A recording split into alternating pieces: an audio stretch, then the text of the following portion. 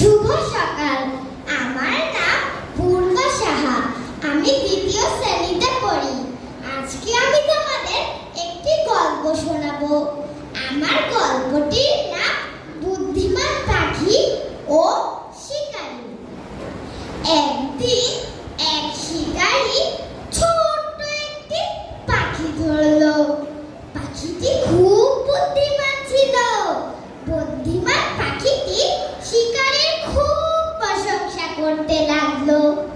তুমি অনেক বড় শিকারী, জীবনে অনেক বাঘ মেরেছো, ভাল্লুক মেরেছো, এটা সেটা আরো কত কি। আর আমি হলাম একটা ছোট্ট পাখি। আমার ওজনই বা কত, 100 গ্রামও না।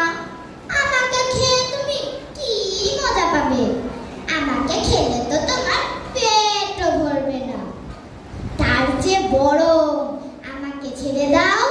তোমাকে আমি এমন 3টি মূল্যবান উপদেশ দেব যা তোমার সারা জীবন কাজে লাগবে।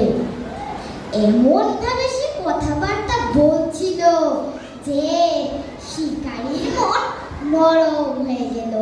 কারণ প্রশংসা পেতে সবাই পছন্দ করে। অপরজনকে গলানোর সবচেয়ে সহজ উপায় হচ্ছে প্রশংসা করা। এরপর শিকারী ভেবে দেখলো,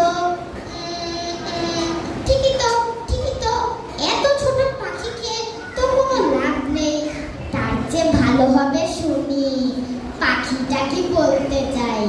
হয়তো এতে আমারই লাভ বেশি হবে। শিকারী রাজি হওয়ায় পাখিটি বলল, আমি প্রথম উপদেশটি দেব তোমার হাতের উপর বসে। দ্বিতীয় উপদেশটি দেব এই গাছের ডালে বসে। তৃতীয় উপদেশটি দেব গাছের নখ ডালে বসে। শিকারী বলল, ঠিক আছে। পাখিটি তার কথা মতো প্রথম উপদেশটি বলল। কখনো অলিক কল্পনা করো না, যা বাস্তব নয় সেটা কখনো বিশ্বাস করো না। শিকারী বলল, খুব ঠিক কথা, সত্যি তাই। কখনো অবাস্তব কথায় বিশ্বাস করতে নেই। পাখিটি বলল, এবার আমাকে গাছের